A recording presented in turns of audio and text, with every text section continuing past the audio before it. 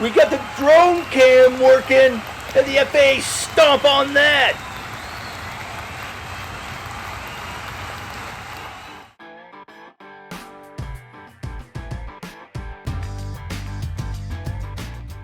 Alright, it's time for the pig bomb. I use a lot of stuff off the shelf, alright? You can get this at Kroger or Marsh or anywhere. You mix these three together to make your own rub. A lot of people run their trap about their rub and their blah blah blah. It's a lot of sawdust and who knows what. So we'll just put that together, put it in a bowl, mix it up. It works out just fine. Now I go to the market and I buy the thick bacon. I don't buy the regular bacon. I get the thick cut bacon because the regular bacon is going to burn out on you. It's some diced onions, some already cooked bacon, some Velveeta cheese, and some sausage. I use the hot Italian sausage and some jalapenos. You can put in this anything you want. It's all up to you.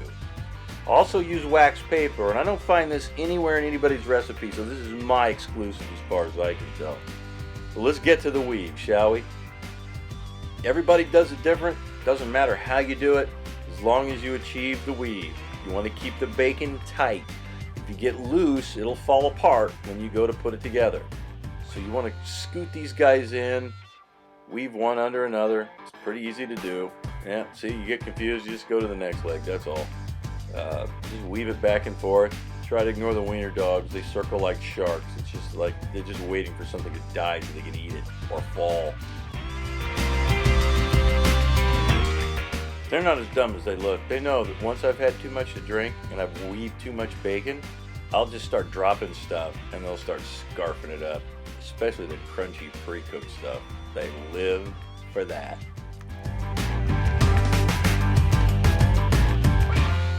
Alright, so step number 2, once you got your weave in place, you start painting it with the barbecue sauce. Get a nice thick layer in here. A little bit of this, a little bit of that. You can put anything you want in here, but the barbecue sauce works nice. So we'll get this done. And then you notice the Chihuahua too. See, how the wiener dogs have tolerated the Chihuahua, I have no idea. His name's Buzz. He's awesome. He rocks.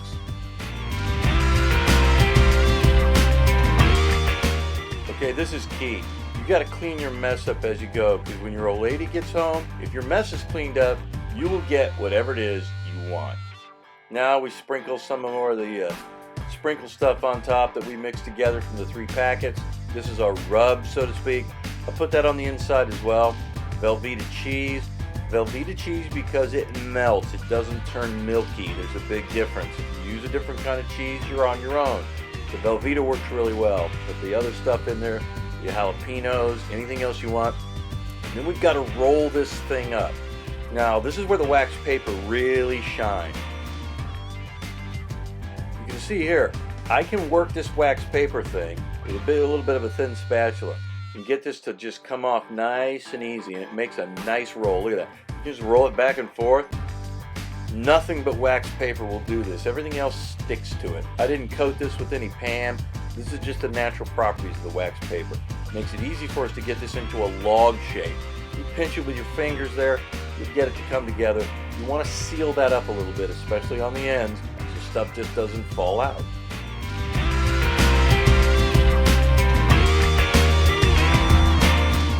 Alright, so now we've got our sausage and all of our fillings in a log. We're going to pick this thing up, which we should have rolled it, because you see it squirt out the end there because I'm stupid.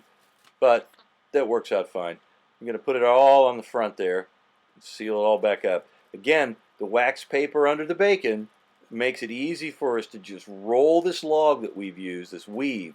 Just roll it right on around that sausage, and if you've got the right amount length of bacon for the sausage log, it should match pretty good.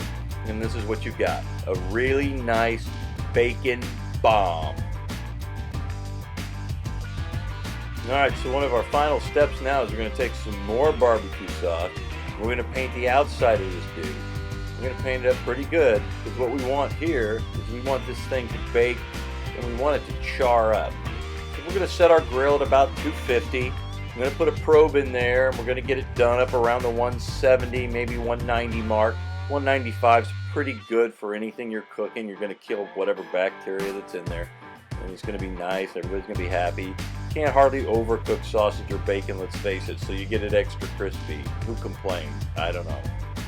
Now we'll put a little bit more rub on there. Nice little coating of that rub. And this should make for a nice bark. We'll just spread a little bit more on there. And when we get that all done, we're going to roll this thing over again on the wax paper. And we're going to coat the back side so that it's pretty much coated on both ends. Alright, so we're going to get our aluminum foil in place. We're going to put this thing on this aluminum. And again, the wax paper, perfect tool for this job. Look, it just rolls it on over. And there we go. No runs, no hits, no errors. That's awesome. I'm going to paint the back side of this the same way we did with the front. A little barbecue. Sprinkle a little rub on there.